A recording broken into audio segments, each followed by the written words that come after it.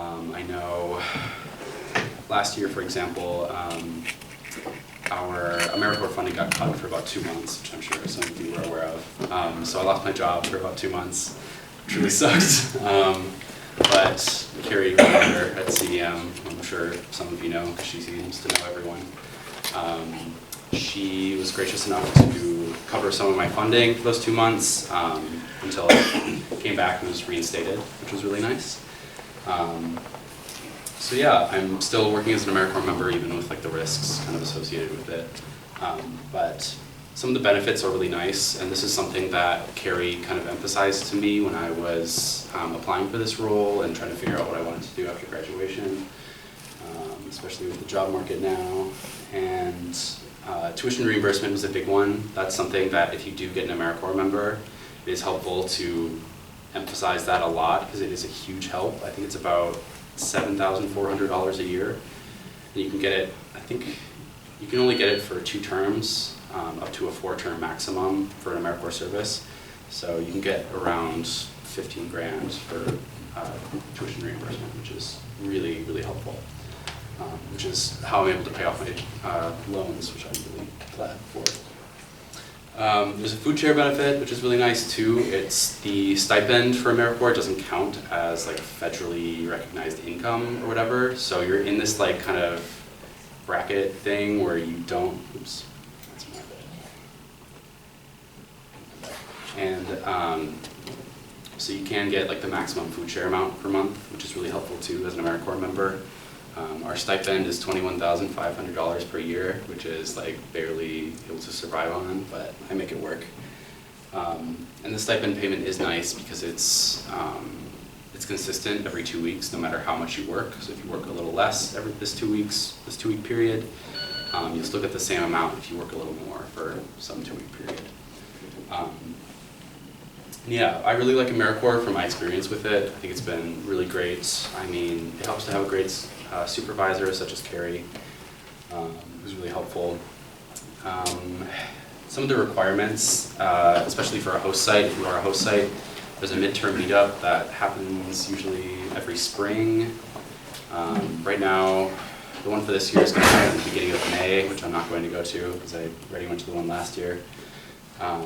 That's about, it's like 2 or 3 days down the Wisconsin Dells. It's at the Kalahari this year, so you can play in a water park, which I'm not really interested in. I'd rather be working in a museum, I think. There's like quarterly reporting, which is for how many volunteers you manage to recruit, that sort of thing. And then there's also like hour sheets, which are like the bane of my existence, and I hate them so much. And then there's great stories that are quarterly, and you just have to kind of describe something good that happened during your term or your quarter. So yeah, also feel free to ask any questions if there's anything that comes up during or after. I think there'll be some time afterwards for more questions too. So Carrie sent me her host site application that she submitted to the Surf Wisconsin program. And so this is, sorry to throw a bunch of text at you, but this was the description that she created. So I kind of bolded a few of these words. So there's like strengthening is a big one, and just kind of like throwing out these buzzwords that are like, these are concrete actionable items that our AmeriCorps member will be able to act on. So like strengthening, providing opportunities for youth, that's a big one. I know I heard some of you mention like providing opportunities for kids. Well, youth through seniors. And then also engaging community members and encouraging socialization. That's a big one because I know Carrie submitted this application during the COVID-19 pandemic. So it was all about trying to get people out and active in their communities after the pandemic or during the pandemic. And just increasing that awareness of mental health in community organizations and just in a broader community scope. So that's one of my major focuses as an AmeriCorps member, and I know Carrie and I work a lot with trying to word the things that I'm working on in ways that relate back to this. So it's kind of like playing word games and trying to make sure that everything I do is relatable to this kind of goal or plan. Next, actually, yeah. So a big thing that AmeriCorps member does is we do these member service plans. And so this is revised every term. So a term runs from about mid-September to the end of August the next year. So it's kind of school year related in a way. But this is one of the sections. There's mental health and well-being, which is kind of like the main focus of AmeriCorps, increasing public health, that sort of thing. There's other sections like volunteer engagement, which I'll get to later, about like how to increase participation with volunteers and all that sort of thing. This one, so it's pretty much just all that sort of jargon. I'm sure if you write a grant, you're aware of kind of all the words that you have to use to try to seem like you deserve the money.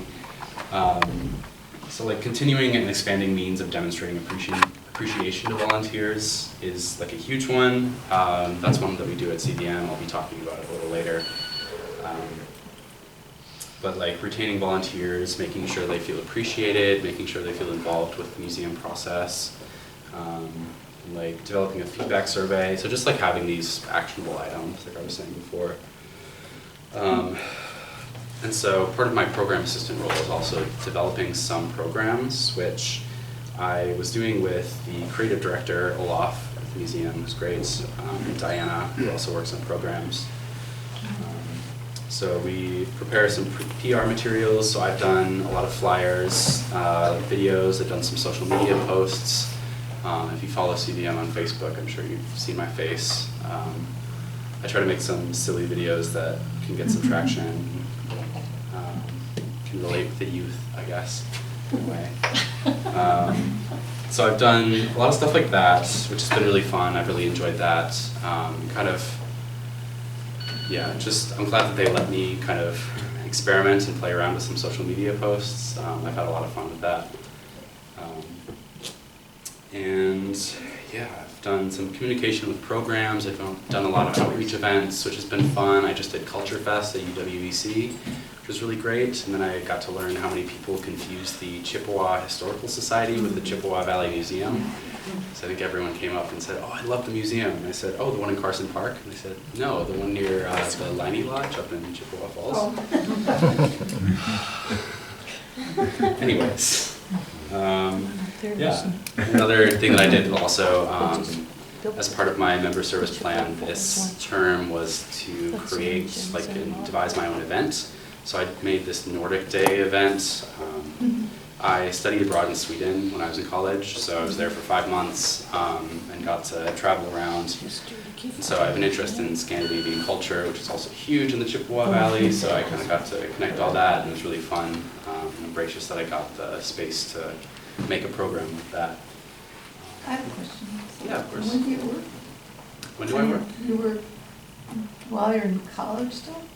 I graduated in 2024, okay. But when I was in college, I had studied abroad. But now I've been out for about 2 years. I was a museum assistant at what was the logging museum, so the logging center, part of it. That's how I got my foot in the door for AmeriCorps. So now I've been here for about 2 years, kind of, year and a half. I did want to touch on that too. There are different kinds of like an AmeriCorps service member. There's a full-time, which I am, which is 1,700 hours over the course of a year. And so pretty much the stipend kind of relies on completing that 1,700 hours through the end of my term.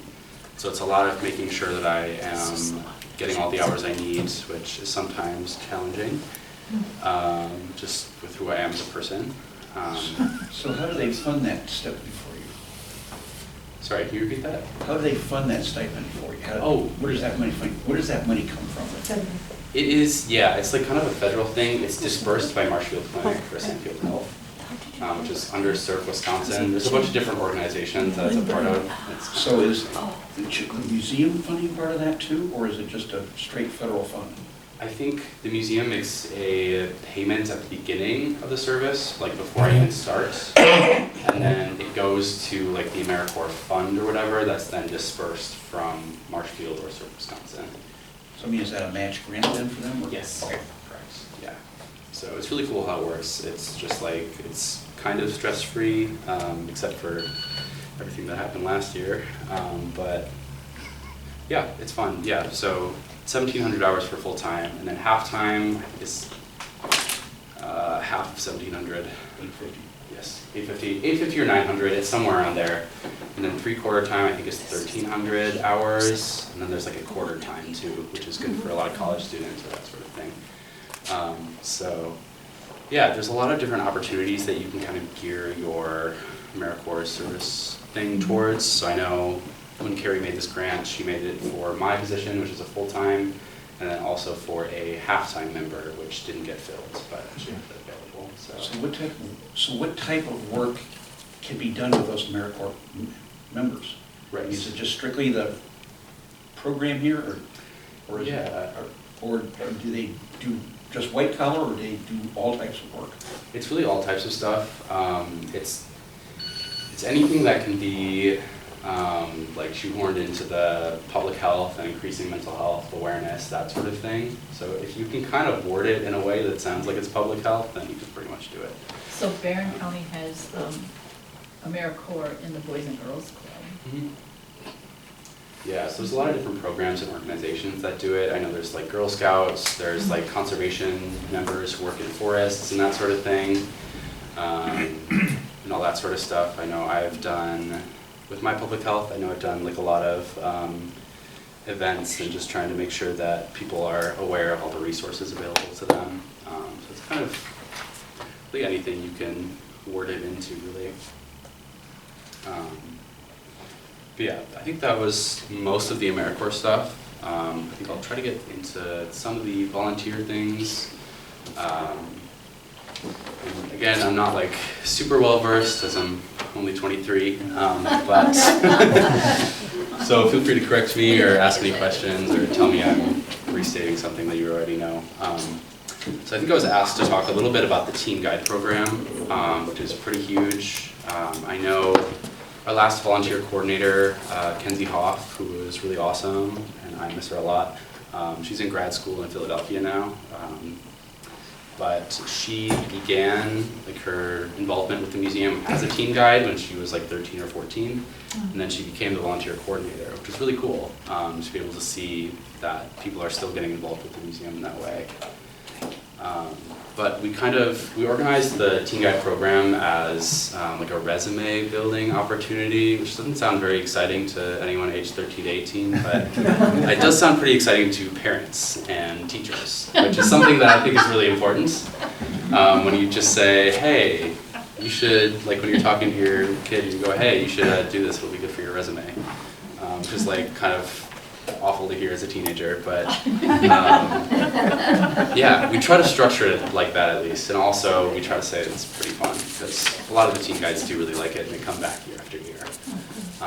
So we do require references and a resume just to try to make sure that teens are beginning to think more about like how to engage with getting a job or like applying for things, because that's a huge part of living nowadays.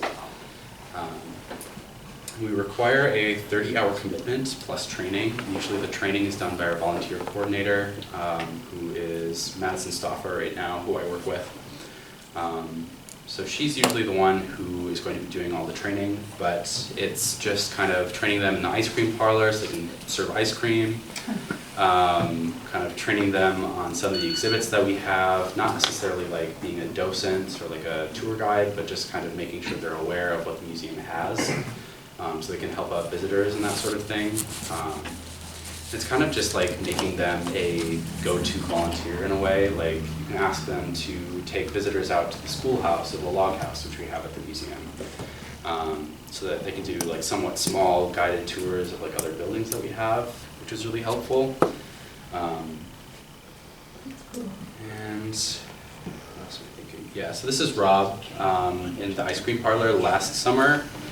He's actually the son of our archivist, Melissa now, so he's been pretty helpful. He's usually always around the museum, I think, because his mom kind of makes him come in, but he seems to enjoy it at least, so we're not really forcing him. Yeah? So the 30 hours, is that over a 3-month period? Yes, it's like over the course of a summer, so we try to structure it around their school year. So it's like, I think, we have applications open right now, and I think they close in like a week or two, and then training begins in like May or June, and then it's like until the end of August that I think they have to get their 30 hours. I thought this was kind of timely right now, because if any of us want to do it, we still could get it in. We wouldn't be Yeah. as planned out as they are, but I bet you we could still come up with a program and get it out there to the kids before the end of the school year. Well, if you think about it, that's 10 hours a month for 3 months. That's not, Right. I don't think that's really bad. Yeah, it's not They like don't get a paid, huge do they? commitment. No, they don't get It's paid. still just. Yeah. So it's like very much a volunteer resume opportunity, obviously. Are you gonna talk about the self-guided project? What is that? Yeah, I was just gonna get to that. So that's a really fun part of it. I think it's just kind of encouraging them to be more individual and like kind of setting goals and making sure they can reach these goals that they set, these projects. One that was really fun last year is that like a group of the teen guides, I think we had like 7 or 8 last year. Some of them organized a like teen night masquerade at the museum, which we had it from like I think 5 to 7 or 8 p.m. So it was when it was a little darker, and we had like all the lights off in the museum, and they were all like going around with flashlights and like trying to find clues for a murder mystery. And so that was something they all organized themselves, which was really cool, because it was something like we just gave them the freedom. Like you can kind of choose to do anything you want with the museum. You can use our space, our exhibits, our buildings, our materials, and then you can kind of just create whatever you want. Which was really fun, and it was actually really well received. We had so many parents calling in being like, my kid really wants to do this, are you going to do this ever again? And so it was really cool. Like, if you kind of just let teenagers do whatever they want, usually that kind of gets them into the museum, I think. Or in trouble. Or in trouble, which thankfully did not really happen. I think we had like 2 or 3 staff members just kind of monitoring. I was there too, along with Kenzie Hoff, previous visitor coordinator. So yeah, that was a really fun one. I really enjoyed seeing all those teenagers just kind of hanging out and running around in the museum. Yeah, that was really cool. So just kind of like that goal setting initiative and trying to make sure they are getting out there and organizing things, and kind of learning how to do that, which I think is really fun. There's also like a few videos that people have made, or teen guides have made. I think someone made like a Lego stop motion video, and then there were a few more. Like there was a tour of the whole museum, which was pretty cool. Like they were all like running around and like showing how they were interacting with different things in the exhibits. So yeah, I think there is, as part of that too, there's a proposal that they have to fill out with like all the steps and all the things they want to do. So it's just that sort of thing, making sure they're all doing that. And a big part of the Teen Guide program also is making sure that there's a lot of engagement in schools. There's engagement in both the like NWWC, the university, which is not really the Teen Guide part of it, but there's also like national NHS at like the local high schools. So Memorial High School we've had a pretty big presence with. And then also like North High School, just all the high schools, especially the K Kids and the K Club. It's like the, what's it called? Yeah, like the Kiwanis organization, that sort of thing. Usually a lot of different organizations and teachers are very willing to partner with like the museum to try to get kids to do things outside of class that'll be helpful. So I know, let's start up. Yeah, so I've done a few outreach things. Sorry. A few outreach things with different high schools, like job fairs, that sort of thing. I was at a job fair, I think last spring, at Regis Catholic High School in Eau Claire, and some teenager came up to me and said, has anyone ever told you that you look like a cowboy? Which, I don't know, just like, sure, I guess so. So that's kind of funny. But yeah, it was really fun to be out there and around kids. A lot of stuff just kind of random. But Yeah, so like being able to talk to them just about whatever, even if they think I look like a cowboy or something, it's like, it's fun to try to engage them and like, how can I connect this to the museum? But yeah, I do have a little video, I don't know if it's gonna play, but let me try to log in. This is one of the videos. It doesn't really need sound, but let's see. It's gonna play. Can I get you? Thank you. Okay. I think I'll get a sundae. Sure thing, one Sunday coming right up.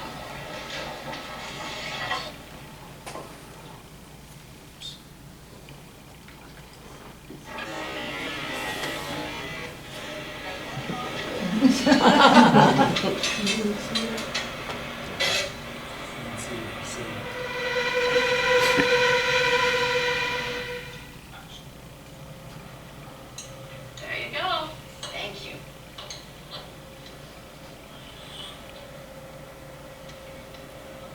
Wow, that's really good. How do I volunteer at the museum?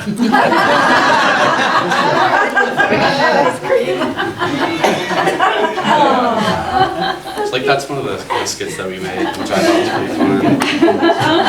I'll scroll back to the, yeah. So just like, so I thought that was funny. I kind of came up with that along with Kenzie, the visitor services coordinator. And so we try to do like some like lighthearted stuff like that, especially including teen guides. I think a lot of people love to see like teenagers getting involved with museums. So if you include them with your videos, that's usually a good thing.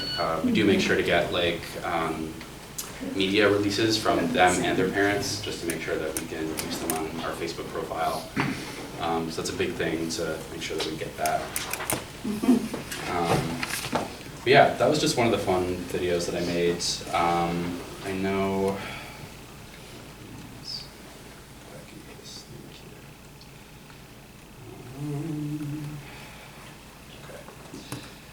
Yeah, so like that sort of thing was really fun. That was with Rob, the teen guide. But yeah, I can get into some volunteer engagement practices. I was kind of finishing up this presentation this morning because I love to do things last minute. But talk a little bit about social media, like the video I just showed, and then also service learning programs at the university, which is helpful for getting students who need to get volunteer hours, which is really awesome because it forces them to not sit in their dorms. And then also the appreciation dinner is a big thing that's coming up, I think in about 2 weeks at CVM. So we have a huge process for everything that goes into that. I just have a few small things in social media practices. I studied multimedia communication, so a lot of my background is in kind of like, I just took an awful class in web design and development, which I hated. But I did learn a lot of things about search engine optimization. I don't know if any of you have heard about that. It's a really annoying thing to try to deal with, especially if you're a nonprofit and don't really want to deal with it. But it's essentially, it's just kind of getting those buzzwords onto your website, because then they appear in like search engine results. So like a lot of things that people will search up, like fun things to do in Cameron, like Pioneer Village might come up or something like that. Or fun things to do around Bloomer, or fun things to do in Thorpe or whatever.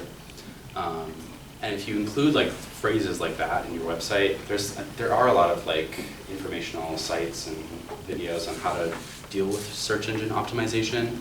But just like including all that sort of stuff is, yeah, it's really important for marketing, especially online, if people are searching for things to do online. Like events near me, that sort of thing.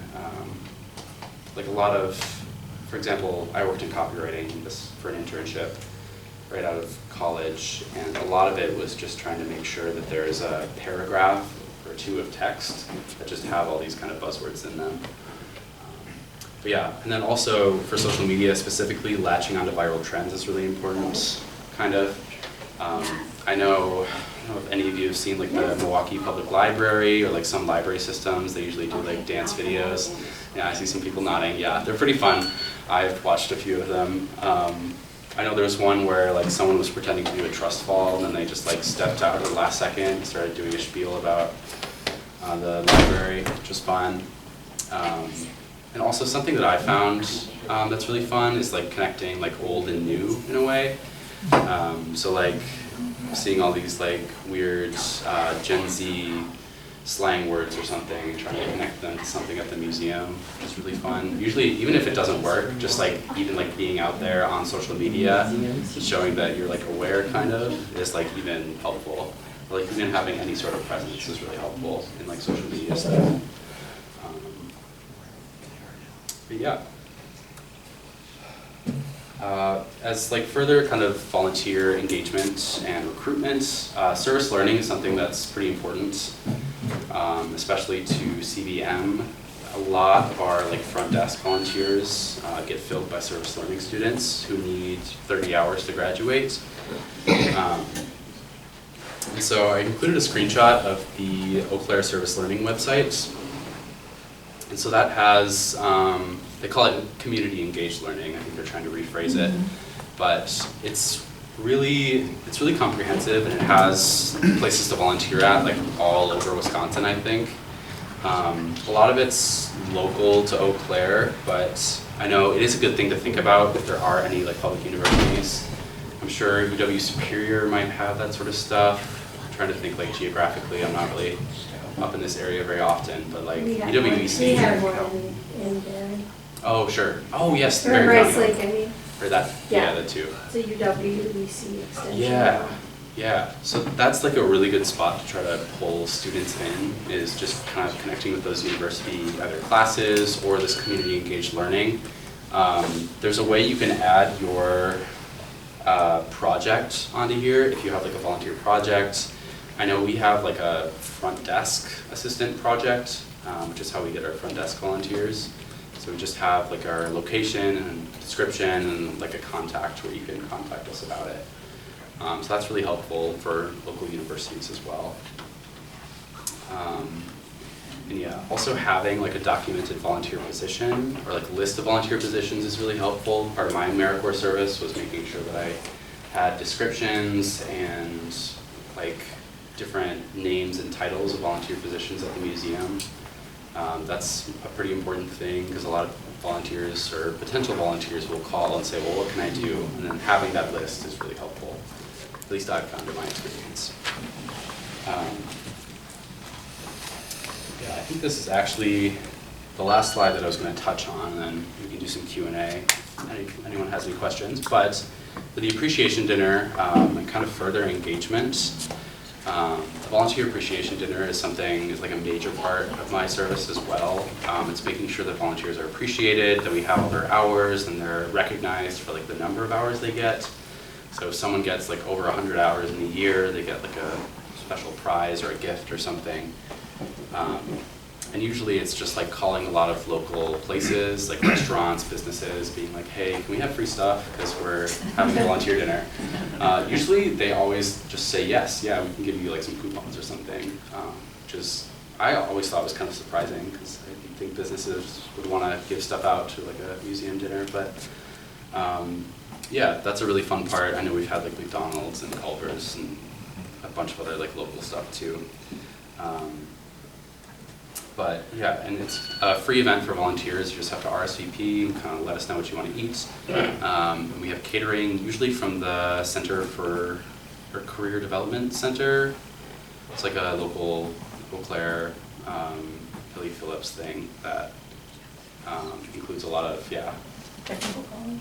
Yeah, it's something like that. It's like a, I don't know, just like an organization that gets like underserved communities out to help with things.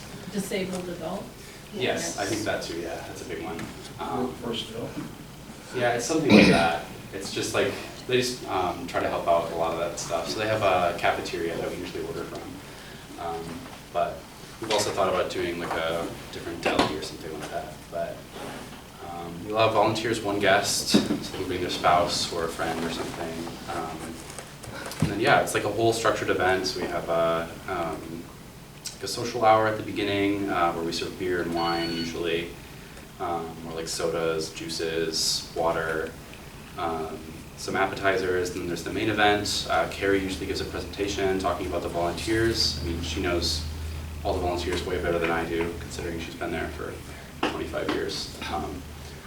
But yeah, she usually talks about volunteers and recognizes them. And then a big part of this is also making sure that staff are catering the volunteers so that the volunteers feel appreciated by staff, so we can actually do more stuff for them and they're not just doing stuff for the museum.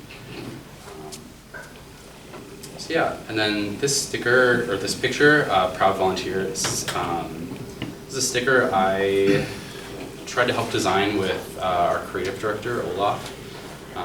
This was just like kind of one of my ideas. Like, I know a lot of people have like those stainless steel water bottles and they love to put stickers on them, or bumper stickers. So we designed these. We're getting them printed through UWWC printing services. It's about like $70 for 150 stickers. So that's just kind of a cheaper way to show that we appreciate volunteers, and I thought it would be fun. So, yeah, otherwise, that's kind of all I had for volunteer engagement. Yeah, if you guys have any questions, feel free to ask. Otherwise, thanks for letting me talk at you for half an hour.